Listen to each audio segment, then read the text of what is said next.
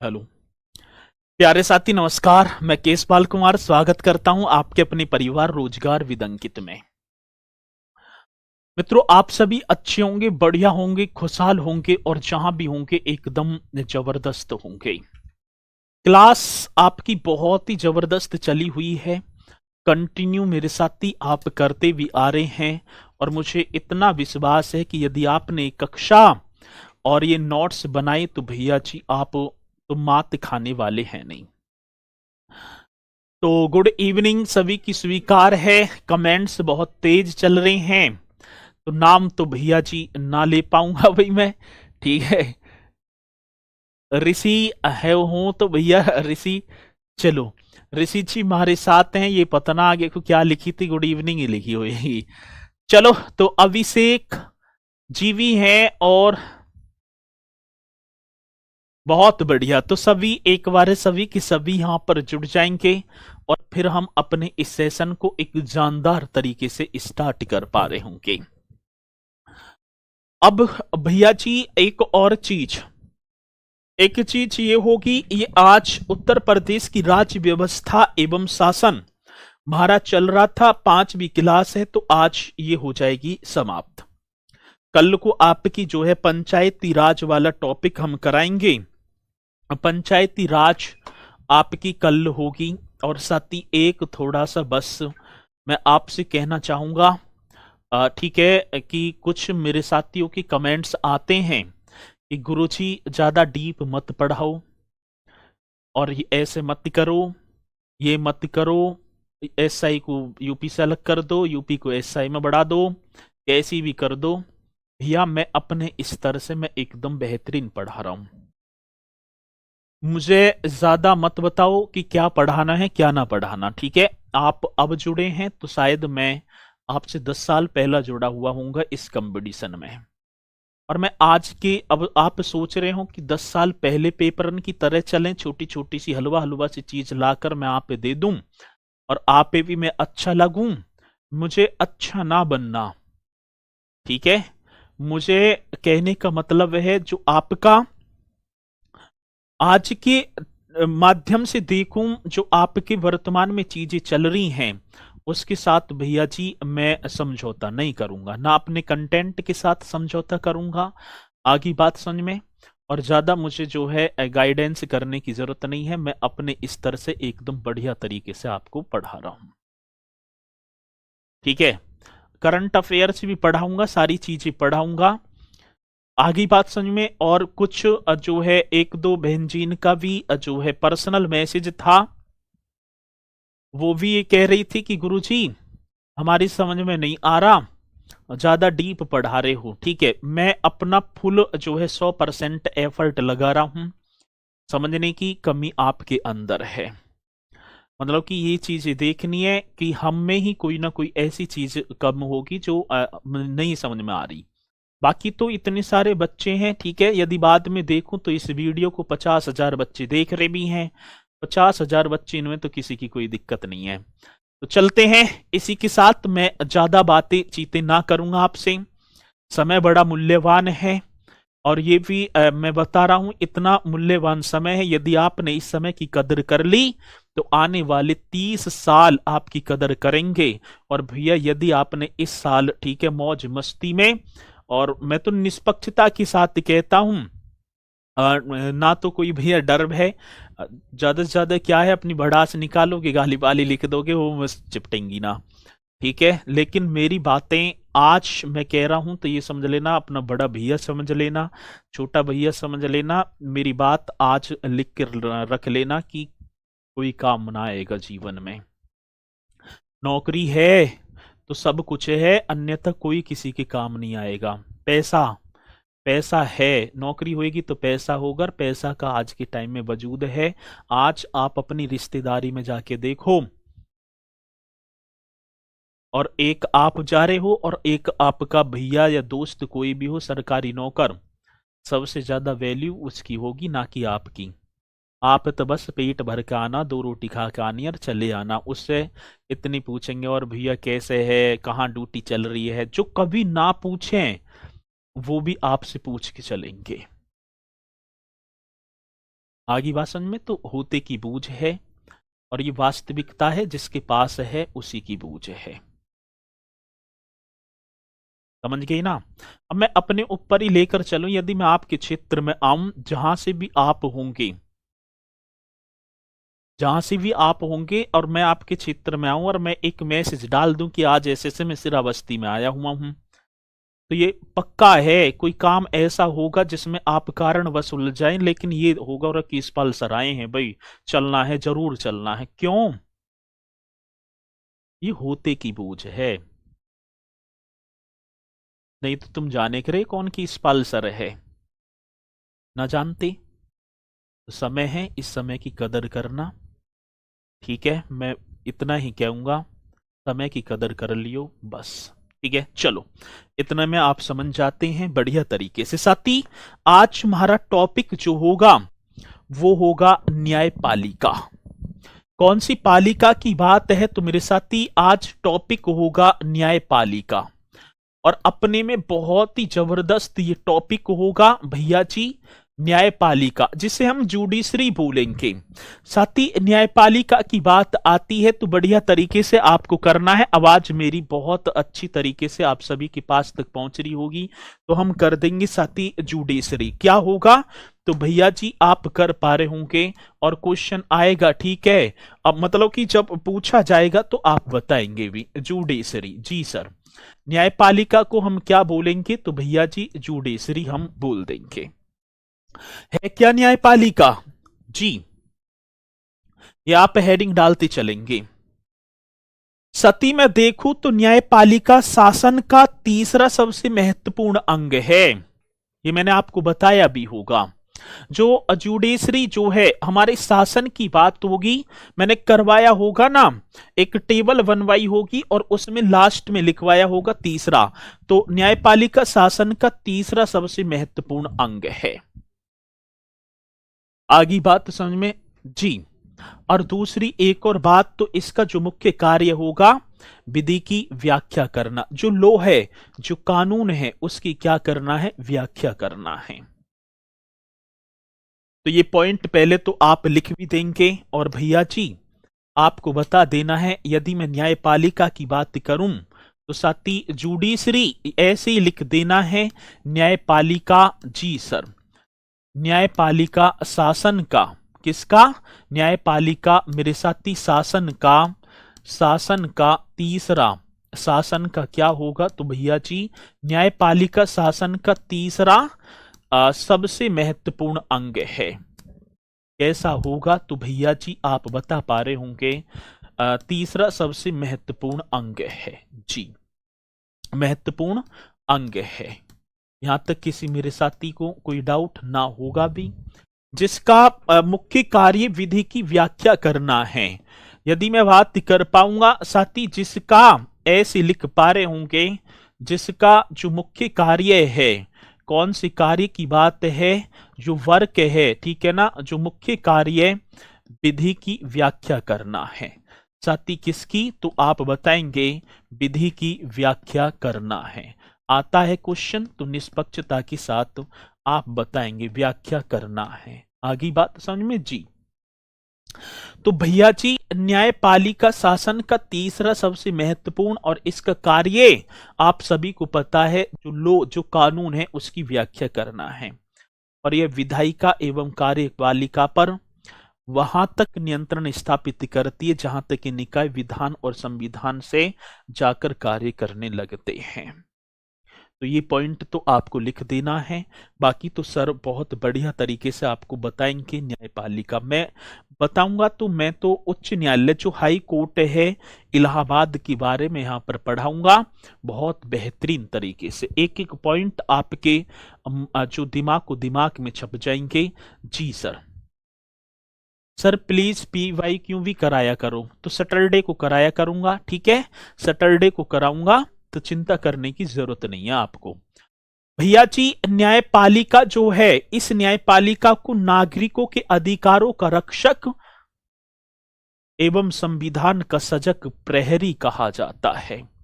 ये न्यायपालिका जो है ना, नागरिकों के, आज में देखो, अधिकारों का रक्षक है।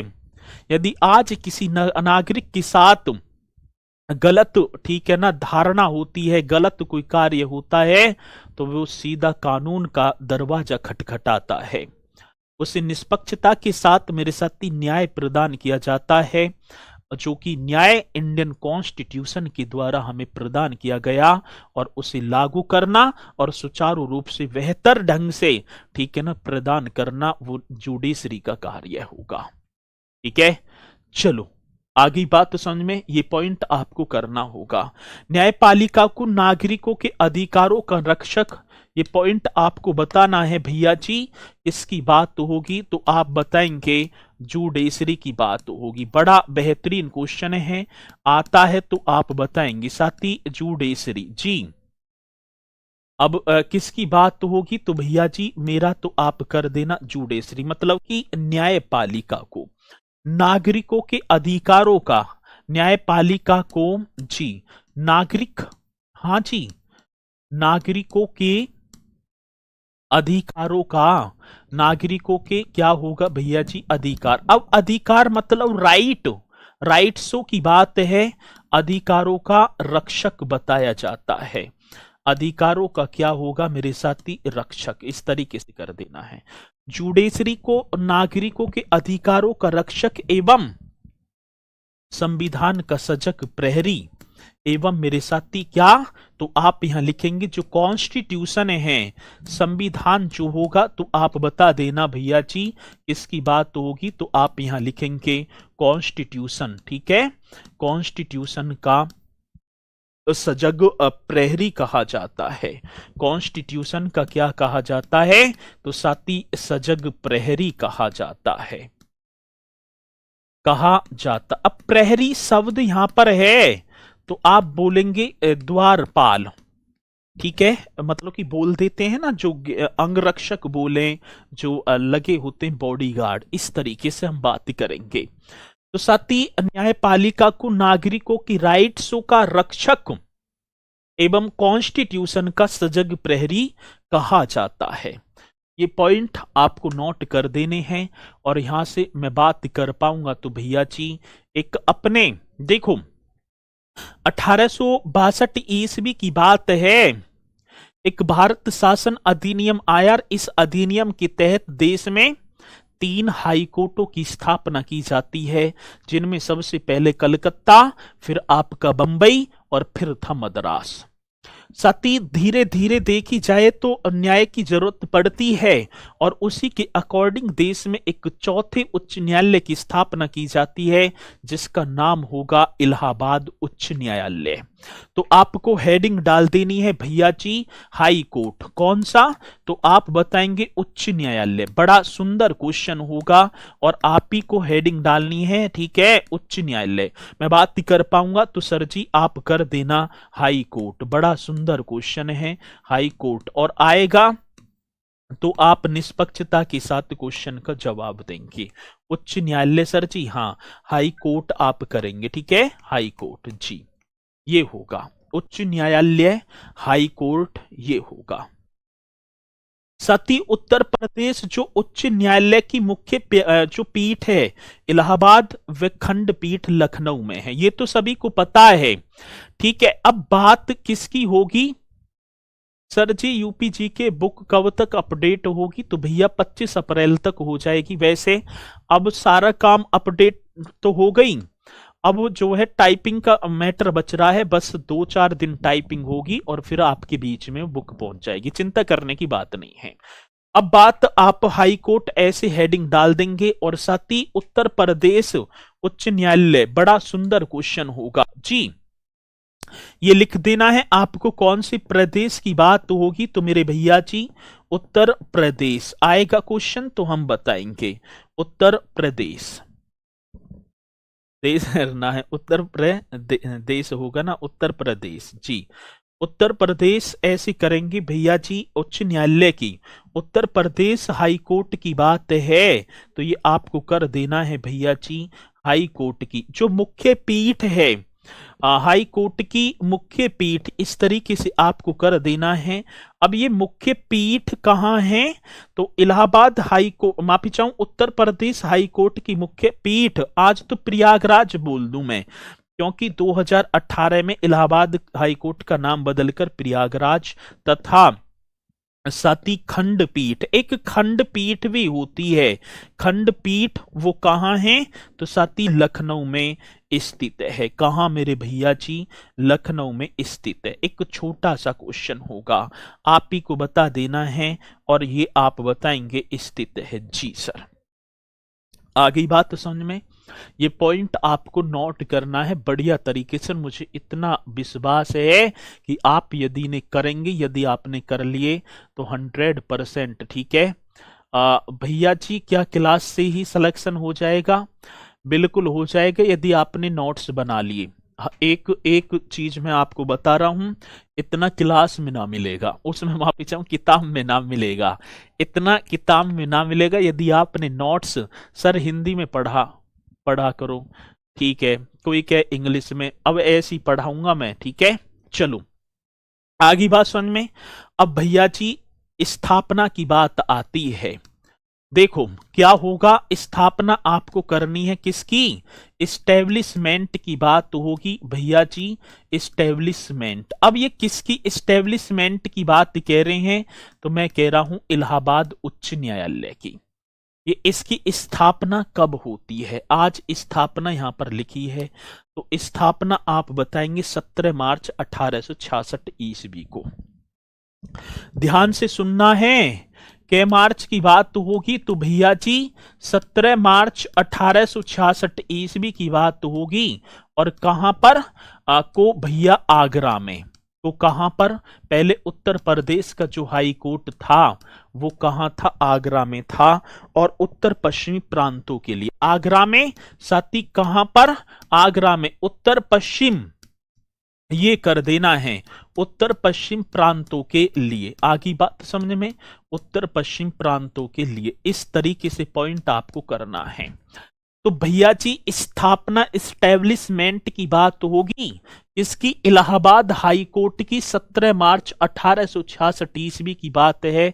1766 ना होगा भैया जी, 1866 होगा। और ये कहां होती है? तो आप बताएंगे भैया ये आपकी आगरा में। इसकी प्रथम मुख्य न्यायाधीश थे सर वॉल्टर मॉर्गन।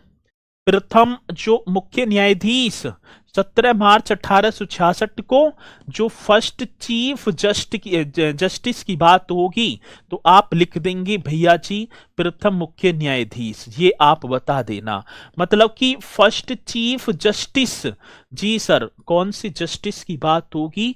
तो आप बताएंगे भैया जी, मतलब कि प्रथम। बहुत बेहतरीन क्वेश्चन है, आएगा तो आप बताएंगे, ठीक है। प्रथम चीफ जी जस्टिस, इस तरीके से कर पा रहे होंगे जस्टिस, ठीक है, जस्टिस ये कर देना। अब ये कौन होंगे? Sir वॉल्टन Morgan. अब कितना बेहतरीन क्वेश्चन होगा जब आएगा सर वॉल्टन मॉर्गन, ठीक है, ये आप ही को करना है सर वॉल्टन मॉर्गन। जी बहुत बढ़िया। कौन सी मॉर्गन होंगे? तो आप करेंगे सर वॉल्टन मॉर्गन। प्रथम मुख्य न्यायाधीश, फर्स्ट चीफ जस्टिस की बात होगी, ये बन जाते हैं वॉल्टर मॉर्गन करना, वॉल्टर होगा, माफी चाहूंगा वॉल्टर आप करेंगे, ठीक है ना, वॉल्टर मॉर्गन। जी आगे बात समझ में। अब आपसे पूछेगा कि इलाहाबाद हाई कोर्ट का प्रथम चीफ जस्टिस कौन था? तो आप बताएंगे भैया जी वॉल्टर मॉर्गन था। पहले आगरा में है ये, ठीक है। अब बात होगी वर्ष 1869 ईस्वी में आगरा से इलाहाबाद स्थानांतरित कर दिया। भैया जी वर्ष मतलब अब आगरा में नहीं रहेगा, तो आप बताएंगे क्वेश्चन बड़ा बेहतरीन होगा। वर्ष जी 1869 ईस्वी को, 1869 ईस्वी को, ठीक है ना, हाई कोर्ट जो है भैया जी, कौन सा हाई कोर्ट? ये आपको कर देना है हाई कोर्ट आगरा से। आगरा से कहां? तो भैया आप बताएंगे आगरा से इलाहाबाद, ठीक है, आगरा से इलाहाबाद स्थानांतरित कर दिया। जी आगरा से इलाहाबाद स्थानांतरित स्थानांतरित।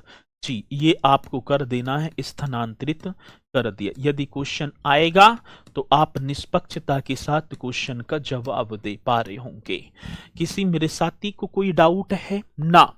1869 एडी की बात होगी। उत्तर प्रदेश का जो हाई कोर्ट है वो आगरा से इलाहाबाद स्थानांतरित कर दिया। यहां आगे बात समझ में देखो, पहले तो उत्तर पश्चिम प्रांत के लिए आगरा में, फिर उसके बाद 1869 को हाई कोर्ट जो था ये आगरा से कहा, इलाहाबाद स्थानांतरित कर दिया। ठीक है, और ये था उत्तर पश्चिमी ऐसे उत्तर पश्चिमी प्रांत, ठीक है ना, आगरा ये नाम था। और भैया एक बात और होगी, 17 मार्च 1866 आगरा से इलाहाबाद। अरे यहां देख लो जो मैं लिख रहा हूं, ठीक है रूपा जी, ये कर लेना है। कब की बात होगी? 1869। और भैया जी एक और बात, 11 मार्च क्या मार्च की बात होगी तो भैया आप लिखेंगे सर जी, हाँ मेरा आप 11 मार्च 1919 कर देना। ठीक है, ये भी बहुत जबरदस्त क्वेश्चन होगा। कब की बात होगी तो 11 मार्च 1919, 1919 की बात होगी। तो इसका नाम बदला, को इसका नाम बदलकर क्या रख दिया तो साथी, नाम बदलकर आप करेंगे इलाहाबाद उच्च न्यायालय रख दिया। पहले तो ये था उत्तर पश्चिम प्रांत ऐसे, ठीक है। तो 11 मार्च 1919 को इसका नाम बदलकर इलाहाबाद उच्च न्यायालय, साथी कौन सा आप लिखेंगे? इलाहाबाद उच्च न्यायालय रख दिया। जी सर, बहुत जबरदस्त क्वेश्चन होगा जी, और जब आएगा तो आप बताएंगे, बहुत अच्छा लगेगा। रख दिया, पॉइंट एक एक नोट करते चलना है। अब क्वेश्चन आएगा कि पहले इलाहाबाद उच्च न्यायालय नहीं था, उत्तर पश्चिमी प्रांत ऐसे था, ठीक है ना। अब 11 मार्च 1919 की बात थी, अब इसका पूरा नाम बदला और आज इलाहाबाद उच्च न्यायालय हो गया। एक बार यदि मेरे साथी सभी को यहां तक पॉइंट आपकी समझ में आए हैं तो जल्दी से आप मुझे थंब का निशान लगाकर तो जरूर बता दो कि हाँ सर जी, ठीक है, ये आपके, हाँ ये तुम्हारे समझ में आ गए हैं। आगे बात समझ में, एडी क्या होता है? एनोडोमिनो, एनोडोमिनो का मतलब ईस भी होता है, ईस भी, ठीक है। चलो ईस भी होगा, ये कर देना है, ठीक है। चलो अब भैया जी, जो 17-18 फरवरी की बात थी, जो यूपी सिपाही का, उत्तर प्रदेश पुलिस का जो री एग्जाम हुआ था, उसमें मेरे भैया क्वेश्चन आया था कि इलाहाबाद उच्च न्यायालय में स्वीकृत न्यायाधीशों की संख्या कितनी है। बहुत बढ़िया, कितना बेहतरीन क्वेश्चन होगा। आपको बता देना है इलाहाबाद उच्च न्यायालय में, ठीक है, इलाहाबाद उच्च न्यायालय, ये भी बता पा रहे होंगे, ये एशिया का सबसे बड़ा न्यायालय है। इलाहाबाद उच्च न्यायालय में स्वीकृत, मेरे साथी क्या होगा, जो स्वीकृत है, स्वीकृत न्यायाधीशों की संख्या, भैया जी हाँ, स्वीकृत न्यायाधीशों की संख्या, न्यायाधीशों की संख्या कितनी है? कितना पावरफुल क्वेश्चन होगा, ठीक है। इलाहाबाद उच्च न्यायालय में स्वीकृत न्यायाधीशों की संख्या 160 है। ये पॉइंट बड़ा बेहतरीन था। तो इलाहाबाद उच्च न्यायालय में स्वीकृत न्यायाधीशों की संख्या 160, ये क्वेश्चन आया था भैया जी। आगे बात समझ में, यहां तक बहुत बढ़िया। एक एक पॉइंट आप सभी की समझ में आएगा, मुझे पूर्णतः विश्वास है, यही सारी चीज करेंगे। अब देखो, हम देखें भाई, प्रथम मुख्य न्यायाधीश सर वॉल्टर मॉर्गन, लेकिन क्वेश्चन आज है कि इलाहाबाद उच्च न्यायालय के प्रथम भारतीय मुख्य न्यायाधीश कौन थे? अभी तक तो अंग्रेज चल रहे हैं, अब प्रथम भारतीय, एग्जामिनर का मूड खिसक गया और उसने कह दी कि अब ऐसे ना पूछा कि इलाहाबाद उच्च न्यायालय के प्रथम चीफ जस्टिस कौन थे, इसे तो सब बता रहे हैं, लेकिन वो कह लगे कि जो है सर समझ तो आ रहे, पर थोड़ा धीरे और करो। अच्छा, तुम्हारी सबसे ज्यादा कमेंट्स बाजी रहती हैं। इलाहाबाद उच्च न्यायालय के प्रथम भारतीय मुख्य न्यायाधीश, ये क्वेश्चन होगा, ये भी आपको बताना है मेरे साथी। कौन से न्यायालय की बात होगी तो आप करेंगे इलाहाबाद उच्च न्यायालय। बड़ा बेहतरीन क्वेश्चन है जी, आएगा तो आप बताएंगे इलाहाबाद उच्च न्यायालय। इलाहाबाद उच्च न्यायालय के प्रथम भारतीय मतलब फर्स्ट, प्रथम भारतीय, ये बता देना, प्रथम भारतीय चीफ जस्टिस, प्रथम भारतीय मुख्य न्यायाधीश। कोई भी यदि इस क्वेश्चन का जवाब दे दे तो मैं मान जाऊंगा कि हाँ भैया आपने तैयारी की है कभी। कोई भी, पुराने तो बहुत होंगे यहां पर, लेकिन इस क्वेश्चन का जवाब तो आप ही को देना होगा। अब आप ही को बताना है कि इलाहाबाद उच्च न्यायालय के प्रथम भारतीय मुख्य न्यायाधीश कौन थे, तो श्री शाह मोहम्मद सुलेमान कर देना है साथी। श्री शाह, कौन सी शाह होंगे, श्री शाह मोहम्मद, जी सर जी, सुलेमान, एकदम राइट आंसर, श्री शाह मोहम्मद सुलेमान आएगा क्वेश्चन। तो मेरे भैया आप एकदम जबरदस्त तरीके से करेंगे। श्री शाह मोहम्मद सुलेमान जो 1932 से लेकर भैया जी 1932 से 1937 तक ये जो है चीफ जस्टिस रहते हैं। ऐसा क्वेश्चन भाई साहब, एक एक क्वेश्चन बहुत बेहतरीन है।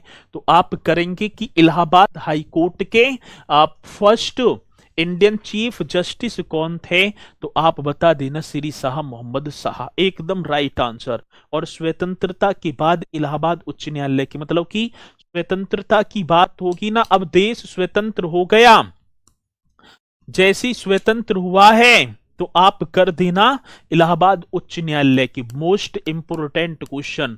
तो आप करेंगे स्वतंत्रता के बाद, ठीक है, स्वतंत्रता के बाद इलाहाबाद उच्च न्यायालय साथी कौन सा, तो आप बताएंगे इलाहाबाद, ठीक है, इलाहाबाद ऐसे ही होगा ना, उच्च न्यायालय। कितना सुंदर क्वेश्चन होगा, इलाहाबाद उच्च न्यायालय के, उच्च न्यायालय के, ठीक है, उच्च न्यायालय की प्रथम मुख्य न्यायाधीश, प्रथम फर्स्ट चीफ जस्टिस, प्रथम मुख्य न्यायाधीश। कितना बेहतरीन क्वेश्चन होगा, आप बताएंगे भैया जी विधु भूषण मलिक। कौन से, तो आप कर देना विधु भूषण मलिक, आता है क्वेश्चन और आएगा तो आप बताएंगे नाम होगा विधु भूषण, ठीक है, कौन से भूषण, विधु भूषण मलिक, जी सर। आ गई बात समझ में ना, हाँ जी सर जी आ गई बात समझ में। तो क्वेश्चन क्या होगा, स्वतंत्रता के बाद इलाहाबाद उच्च न्यायालय के पहले चीफ जस्टिस जिनका नाम क्या होगा मेरे साथी, नाम होगा विधु भूषण मलिक, ये आपको कर देना है। ये भी पॉइंट आएगा, बहुत बढ़िया गुरुजी, बागपत तो ते राम राम, बहुत बढ़िया, शाबाश, यहां जाओ। अब ये करना है साथी, आपने एक आज देखूं अधिकांशतः एग्जामिनर बहुत आगे चल रहा है। अभी क्वेश्चन पूछा गया था कि लखनऊ स्थित चारबाग रेलवे स्टेशन किस शैली में निर्मित है। अब वे यही क्वेश्चन हमसे पूछ ले कि इलाहाबाद में स्थित इलाहाबाद जो हाई कोर्ट की जो इमारत है भाई, क्योंकि अंग्रेजों के समय बनी थी, 1869 ईस्वी में इलाहाबाद ले गए, कौन सी शैली में वो इमारत बनी हुई है, तो आप बताएंगे इंडो गॉथिक शैली होगी सर। कौन सी शैली, तो इंडो गॉथिक शैली। बड़ा बेहतरीन क्वेश्चन होगा, जब आएगा तो हम बताएंगे। हाँ, ये प्रथम गवर्नर मतलब कि वैसे भी थे विधु भूषण मलिक, कार्यवाहक भी थे। इलाहाबाद उच्च न्यायालय की प्रसिद्ध ऐतिहासिक इमारत मेरे साथी कौन सी की होगी, तो आप बताएंगे इलाहाबाद उच्च न्यायालय की। इस तरीके से कर देना है, इलाहाबाद उच्च न्यायालय, ठीक है ना, इलाहाबाद उच्च न्यायालय। बड़ा सुंदर क्वेश्चन होगा, हाई कोर्ट की बात होगी तो इलाहाबाद उच्च न्यायालय की प्रसिद्ध ऐतिहासिक इमारत मेरे साथी, कैसी इमारत की बात होगी, ऐतिहासिक मतलब प्रसिद्ध ऐतिहासिक इमारत। अब क्वेश्चन बड़ा बेहतरीन होगा और आप ही को बता देना है ऐतिहासिक इमारत। आ गई बात तो समझ में? जी सर, ऐतिहासिक इमारत। तो इलाहाबाद उच्च न्यायालय की प्रसिद्ध ऐतिहासिक इमारत इंडो गोथिक शैली में बनी है भैया जी। इंडो, हाँ, गोथिक, बहुत बेहतरीन क्वेश्चन, गोथिक शैली में बनी है। आगे बात समझ में ना? हाँ सर जी, आगे बात समझ में, शैली में बनी है। ये पॉइंट आपको लिखना है। और भैया जी बनी है जिसका डिजाइन मैं यहां भी लिख दूंगा। ये जो इमारत जो है, कौन सी इमारत की बात तो होगी मेरे साथी? इलाहाबाद उच्च न्यायालय की जो प्रसिद्ध ऐतिहासिक इमारत है, जिसका डिजाइन, डिजाइन की बात है रिचर्ड रो स्केल।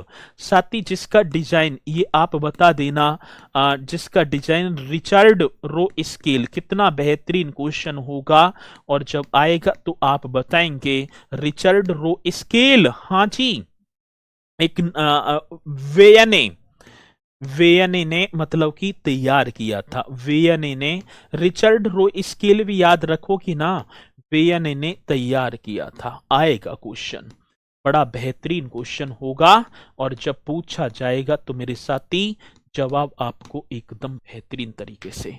इलाहाबाद उच्च न्यायालय की प्रसिद्ध ऐतिहासिक इमारत मेरे साथी इंडो गॉथिक शैली में बनी है और जिसका डिजाइन रिचर्ड रो स्केल ने, रो स्केल वेयने ने तैयार किया था। यहां तक किसी मेरे साथी को कोई दिक्कत ना होगी, ठीक है। चलो अब बात होगी भैया इलाहाबाद उच्च न्यायालय की लखनऊ बेंच। आपने पढ़ा होगा भैया जी, इलाहाबाद उच्च न्यायालय की बेंच कहाँ है? तो आप बताएंगे इलाहाबाद, हाँ जी, उच्च न्यायालय। इस तरीके से करेंगे, हाई कोर्ट। इलाहाबाद उच्च न्यायालय की, इलाहाबाद उच्च न्यायालय की जो लखनऊ बेंच है, कौन सी बेंच? तो आप बताएंगे साथी लखनऊ बेंच कब स्थापित की गई? तो आप कर देना 1948 में स्थापित की गई थी। ये भी बड़ा जबरदस्त क्वेश्चन, ये पूछे जा सकते हैं, स्थापित की गई थी, ठीक है। अब भैया जी ये इसमें 2-3 पॉइंट हैं, वो ज्यादा आपके लिए मतलब है ना, तो जो है अब देख लो, यहां से यदि क्वेश्चन पूछा जाएगा तो इतना तो मुझे पूर्णतः विश्वास है कि आप करके आएंगे। ये तो मैंने पूरा निचोड़ सा आपको दे दिया। और कमलाकांत वर्मा न्यायाधीश होंगे स्वतंत्रता के बाद 1946 से 1947। भैया जी कमलाकांत वर्मा दे तो रखे, आपने टीप तो लिया, लेकिन कमलाकांत वर्मा 15 अगस्त 1947 से पहले पहले उनका कार्यकाल समाप्त हो गया था। जो 15 अगस्त 1947 के बाद बने थे वो विधु भूषण मलिक बने थे, ठीक है। आगे होगी बात यहां तक। चलो बहुत बढ़िया। और इंग्लिश में भी बता दो सर जी, ये इंग्लिश में जूडेश्री वूडेश्री मैंने लिख दिए हैं, चीफ जस्टिस इतना ही होगा, इन्हें करो आराम से, ठीक है। तो यहां तक पॉइंट आप सभी के समझ में आए होंगे।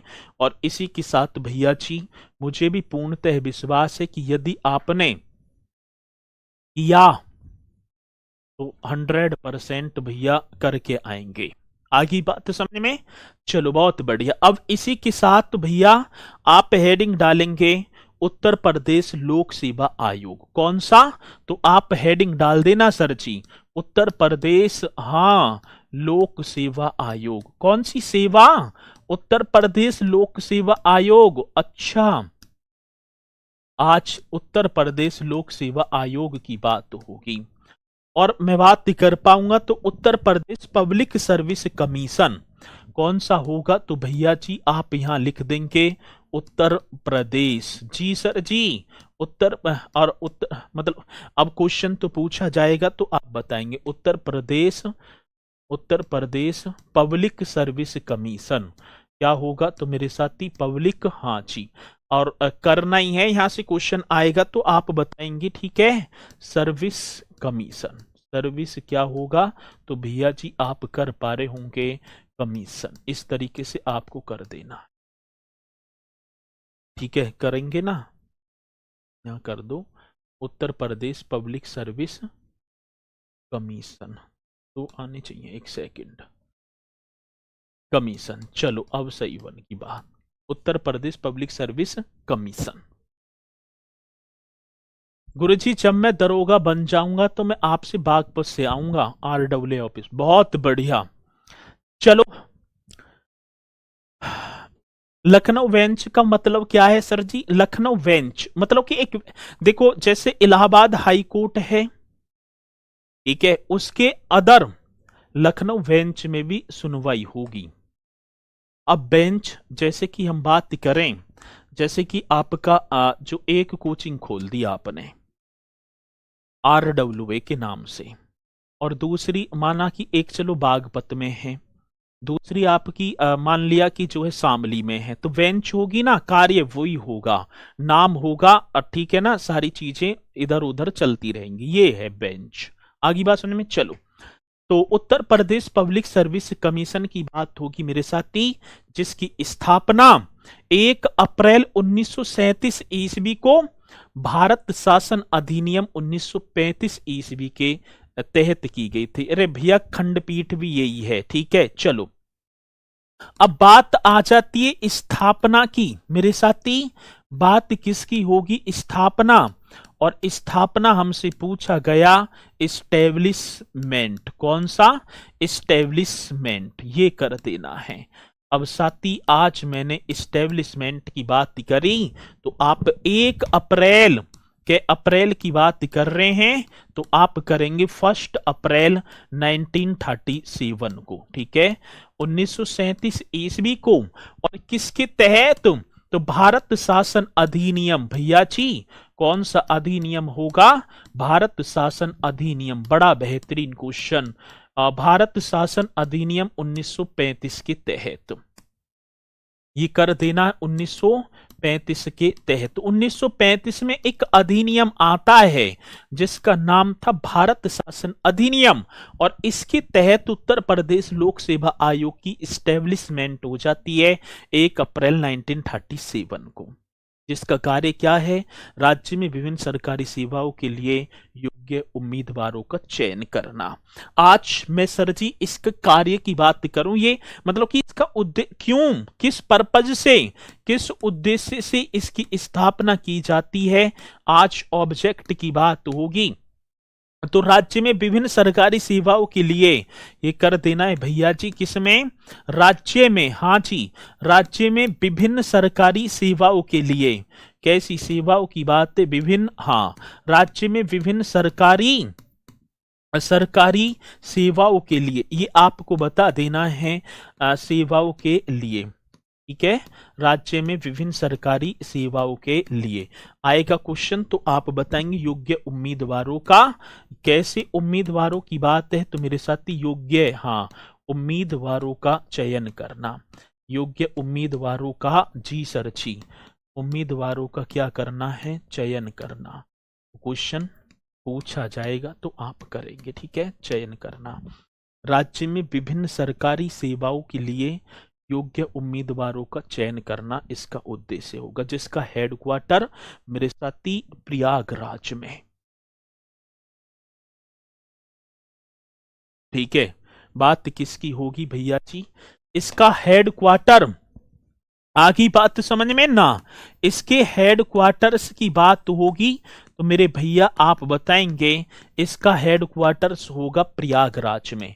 अब क्वेश्चन आज है कि उत्तर प्रदेश लोक सेवा आयोग का मुख्यालय कहां स्थित है? तो आप एकदम राइट बताएंगे, प्रयागराज में हेडक्वार्टर्स। साथी वर्तमान जो कार्यकारी आयोग को उत्तर प्रदेश लोक सेवा विनियम 1976 द्वारा नियंत्रित किया जाता है। आज वर्तमान कार्यकारी जो कार्यरत वर्किंग जो है, ये करेंगे साथी वर्तमान कार्यकारी आयोग को, ये कर देना है। मेरा क्वेश्चन बड़ा बेहतरीन है, वर्तमान कार्यकारी आयोग को, कौन से आयोग की बात है साथी? वर्तमान कार्यकारी आयोग को, ठीक है, कार्यकारी आयोग, उत्तर प्रदेश लोक सेवा आयोग साथी कौन सा? तो आप बताएंगे उत्तर प्रदेश लोक सेवा आयोग, मोस्ट इंपोर्टेंट क्वेश्चन है। उत्तर प्रदेश लोक सेवा आयोग विनियमन, ठीक है, कौन सा, तो आप बताएंगे विनियमन, ठीक है, इस तरीके से कर देना। विनियमन 1976 द्वारा नियंत्रित किया जाता है। 1976 द्वारा मेरे साथी क्या किया जाता है, नियंत्रित किया जाता है। छोटा सा क्वेश्चन होगा, जब आएगा तो भैया आप बताएंगे एक योद्धा की भांति किया जाता है। यहां तक किसी मेरे साथी को कोई डाउट? हेडक्वार्टर स्थापना किसके द्वारा और क्यों और किसके द्वारा आज भी नियमित किया जाता है, तो आप बताएंगे उत्तर प्रदेश लोक सेवा आयोग विनियमन 1976 के द्वारा इसे, ठीक है। चलो, फर्स्ट प्रेसिडेंट, साथी मैं बात कर पा रहा हूंगा उत्तर प्रदेश लोक सेवा आयोग का प्रथम अध्यक्ष कौन था। आज फर्स्ट प्रेसिडेंट की बात होगी भैया जी, कौन सा, तो आप यहां लिख पा रहे होंगे सर जी फर्स्ट, हाँ प्रेसी मतलब, और बताना है आता है क्वेश्चन, ठीक है। फर्स्ट प्रेसिडेंट जी, ये एकदम राइट आंसर होगा, फर्स्ट प्रेसिडेंट।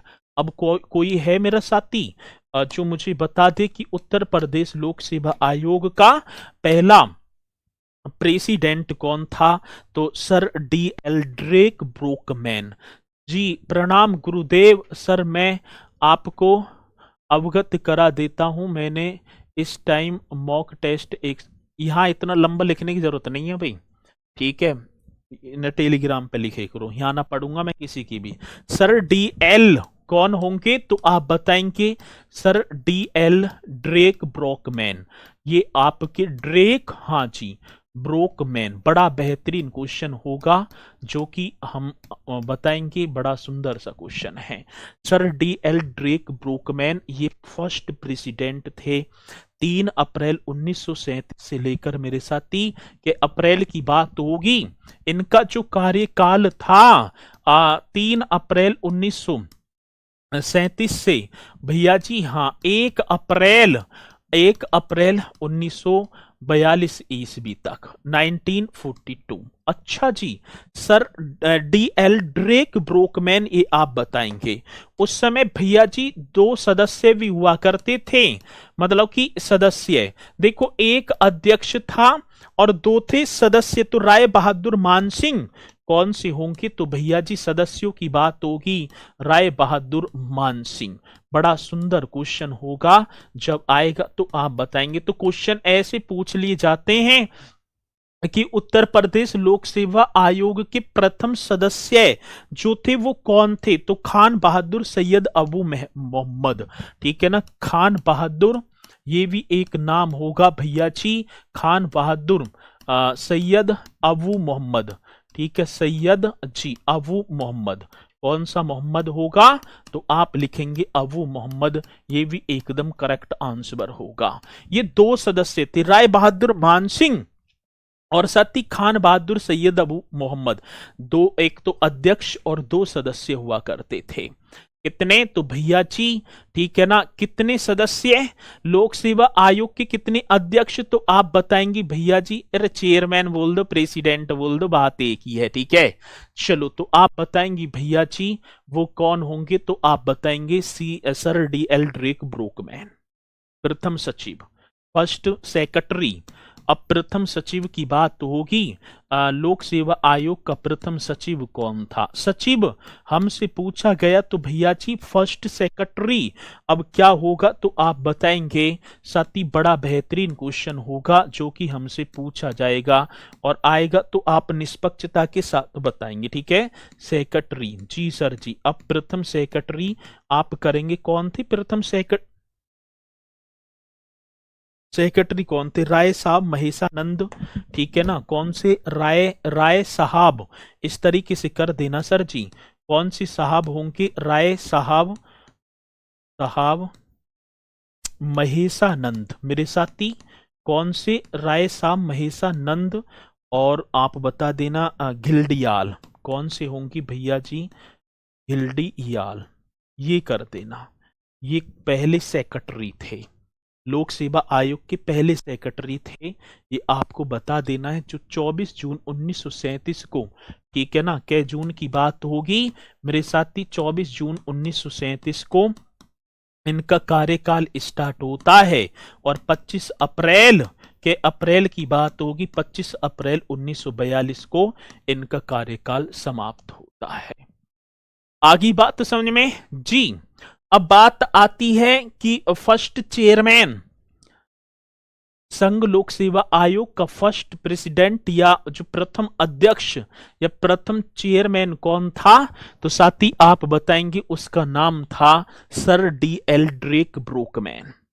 अध्यक्ष के अलावा 2 सदस्य भी हुआ करते थे, पहले छोटा सा था ना, तो राय बहादुर मानसिंह, खान बहादुर, सैयद अबू मोहम्मद, ये आपको बताना है। आगे बात समझ में, और क्वेश्चन आएगा तो आप बताएंगे निश्चित तौर पर। और साथ ही जो प्रथम जो सचिव थे, जो फर्स्ट सेक्रेटरी, राय साहब महेशानंद घिल्डियाल, आपको बता देना है, ठीक है, ये पॉइंट आप बताएंगे निश्चित तौर पर। आगे बात समझ में। चलो अब दूसरी बात क्या है भैया जी, एक नाम आपने सुना होगा आयोग में डॉक्टर अमरनाथ जहां, ये पॉइंट होगा आयोग में, ये लिख देना, आयोग में डॉक्टर अमरनाथ, कौन सी, डॉक्टर अमरनाथ झा, डॉक्टर अमरनाथ कौन होंगी भैया जी, झा, इस तरीके से कर देना, मतलब आयोग में डॉक्टर अमरनाथ झा अकेले ऐसे अध्यक्ष थे, अकेले ऐसे अध्यक्ष थे, अकेले भैया जी, हाँ ऐसे अध्यक्ष थे, कैसे, ऐसे अकेले अध्यक्ष थे जिन्हें 2 बार इस पद की, जिन्हें 2 बार अध्यक्ष पद की जिम्मेदारी मिली। कौन सा पद, अध्यक्ष पद, जी सर, अध्यक्ष पद की जिम्मेदारी मिली। आ गई बात समझ में, और आपको करना भी है, क्वेश्चन मोस्ट इंपोर्टेंट होगा और साथ ही बताना होगा। तो आयोग में डॉक्टर अमरनाथ झा अकेले ऐसे अध्यक्ष थे मेरे साथी जिन्हें 2 बार इस पद की जिम्मेदारी मिलती है। जब से हम देखें और आज तक मेरे साथी अमरनाथ एकमात्र भैया जी ऐसे अध्यक्ष थे जिन्हें 2 बार इस पद की जिम्मेदारी मिली। आगे बात समझ में, ये पॉइंट बड़ा बेहतरीन होगा। और आज यूपीएससी की बात होगी तो भैया जी आज यूपीएससी की वर्तमान अध्यक्ष, ठीक, माफी चाहूंगा यूपीएससी कह रहा हूं मैं, यूपीसीएस के वर्तमान अध्यक्ष, ठीक है, वर्तमान अध्यक्ष संजय श्रीनेत, वर्तमान अध्यक्ष हमसे पूछे जाएं तो संजय, ठीक है ना, संजय श्रीनेत, ये होंगे भैया जी, वर्तमान की बात होगी संजय श्रीनेत, ये आज वर्तमान में अध्यक्ष होंगे किसके, तो Uttar Pradesh public service commission के। और मेरे साथी इस पब्लिक सर्विस कमीशन की बात होगी, ये इंडियन कॉन्स्टिट्यूशन का एक पार्ट, ठीक है ना, पार्ट 14 में है। और आर्टिकल की यदि मैं बात करूं 14 में तो हो गया, और आर्टिकल ये कहां से कहां तक, तो साथी आप कर देना 315 से 323 तक इसका प्रावधान किया गया है, ठीक है। आर्टिकल 315 से लेकर 324 तक, 23 तक माफी चाहूंगा, ये किसका, तो आप बताएंगे ये आपका उत्तर प्रदेश लोक सेवा आयोग रखा हुआ है, ठीक है। यहां तक आ गई बात समझ में। और आपको करना, प्रभु लिखने का समय दीजिए, विवेक एक्सप्रेस मत बनिए, ठीक है, बाद में लिख लेना भैया। आगे बात समझ में, यदि मैं यहां जी करूंगा तो तुम्हारे साथ जन कितने बच्चे जुड़े हुए हैं वो ये और कहेंगे कि ये क्या कर रहे हैं, ठीक है। चलो ये यहां तक पॉइंट आपकी समझ में आया होगा। इसी के साथ भैया जी 1 सेकंड, ये यहां आ जाओ। अब चलो आगे। वर्तमान में लोक सेवा आयोग में एक अध्यक्ष सहित कुल 9 सदस्य होते हैं। आज आगे बात समझ में। अब बात होगी भैया जी वर्तमान में उत्तर प्रदेश लोक सेवा आयोग में एक अध्यक्ष सहित, ठीक है, मैं बात करूं वर्तमान की बात तो होगी, तो मेरे साथी वर्तमान लोक सेवा आयोग मतलब उत्तर प्रदेश की बात है। प्रेजेंट में उत्तर प्रदेश लोक सेवा आयोग में कौन सी सेवा की बात है? वर्तमान उत्तर प्रदेश लोक सेवा आयोग में आज कितने देखूं तो आयोग में भैया जी एक अध्यक्ष सहित कितने, तो एक अध्यक्ष जो चेयरमैन सहित इसे लगाकर 9 सदस्य हैं। ठीक है, 9 मेंबर 9 सदस्य होते हैं। आज यदि हम देखें तो भैया जी एक तो अध्यक्ष होगा, 8 बाकी सदस्य, टोटल तो कितने होंगे? तो 9 होंगे, 9 सदस्य हैं आज देखा जाए तो। और जिनकी कार्यकाल की बात तो होगी, ये भी होगा साथी वर्किंग टाइम। ये क्वेश्चन आपसे पूछ लिया जाए किसकी बात तो होगी, तो वर्किंग जो टाइम है वो कितना होगा? अब इनके कार्यकाल की बात होगी 6 वर्ष। ठीक है, चलो बहुत बढ़िया, आपको बता देना है कितना होगा 6 वर्ष या आप करेंगे 62 वर्ष, जो भी पहले हो। ठीक है, 62 वर्ष जो भी पहले हो। अब ये 62 वर्ष समझ में नहीं होगी, मैं बता रहा हूं क्या है। देखो अब मैं माना कि मैं बन गया यूपी जो है उत्तर प्रदेश लोक सेवा आयोग का सदस्य। मेरी उम्र है जिस समय में बना 59 वर्ष। ठीक है, 59 वर्ष मेरी आयु है।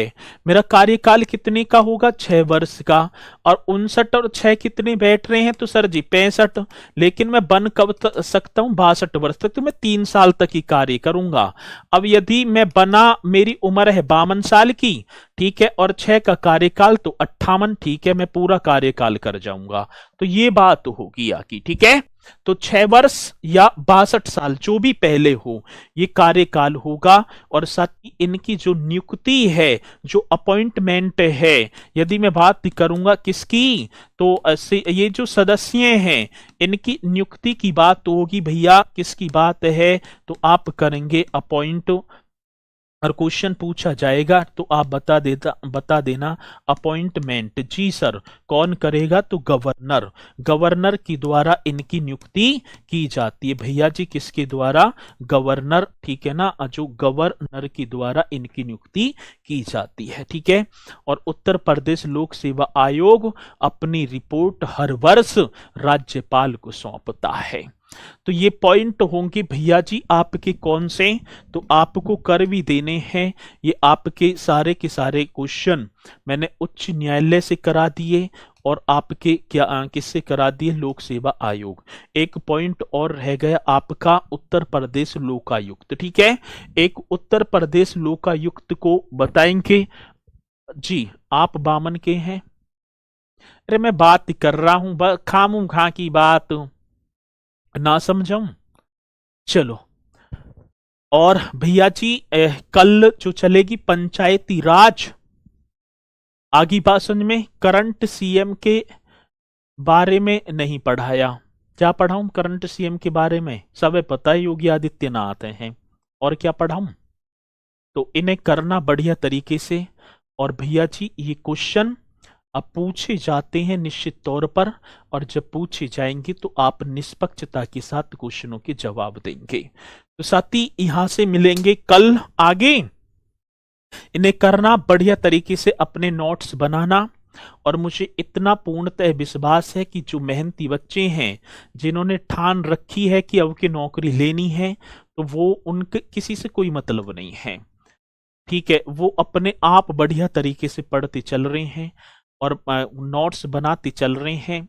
और जिन्हें 1-2 बार जिसने धक्का खा लिए, तो वो तो किसी से भूलेगा ही ना, वो तो आराम से पढ़ रहा होगा, नोट्स बना रहा होगा, और उसे इतना भी जो है यदि नए फैक्ट मिल रहे होंगे तो अच्छा मजा आ भी रहा होगा। और जो नए नौसरे हैं, जो इंटर करके निकले हैं, उनके लिए मैं एक बात बताऊं, जो इंटर करके निकलते हैं ना तुरंत, तो वे सोचते हैं कि मैंने भैया मैं बन गया सिकंदर, मैंने विश्व पे विजय प्राप्त कर ली, मैं सिकंदर हूं। क्योंकि इंटर के बाद तुरंत निकलेंगे, कॉलेज देखेंगे, और भाई साहब तू तो जैसा तो दुनिया में ही ना है कोई भी। आज इंटर करके कॉलेज की तरफ प्रस्थान करा है, तो इस भूल में रह जाना। ठीक है, कुछ कह रहे हैं डीपली, क्योंकि बहुत सारे इनके तो डीपली बीपली यही समझ में ना आ रही, डीपली तो बहुत लंबा संघर्ष होएगा। कंपटीशन में जुड़े हो पता पड़ जाएगी सब, ठीक है, ज्यादा ना कहूंगा, ये सारी चीजें हैं। और जो मेरे साथी 2-3 साल से लगे हुए हैं उन्हें पता है, घर छोड़ के पड़े हैं, उन्हें पता है कि नौकरी क्या है और क्या कंपटीशन है। आगे बात समझ में? तो मैं बार बार आपसे कहूंगा भैया आराम से पढ़ते रहो, और जिसे जो है नौकरी लेनी है तो वो किसी से कुछ भी ना कहेगा, इतना टाइम ही वेस्ट ना करेगा वो।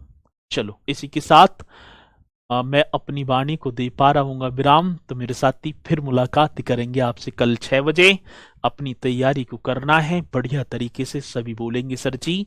जय हिंद, जय भारत।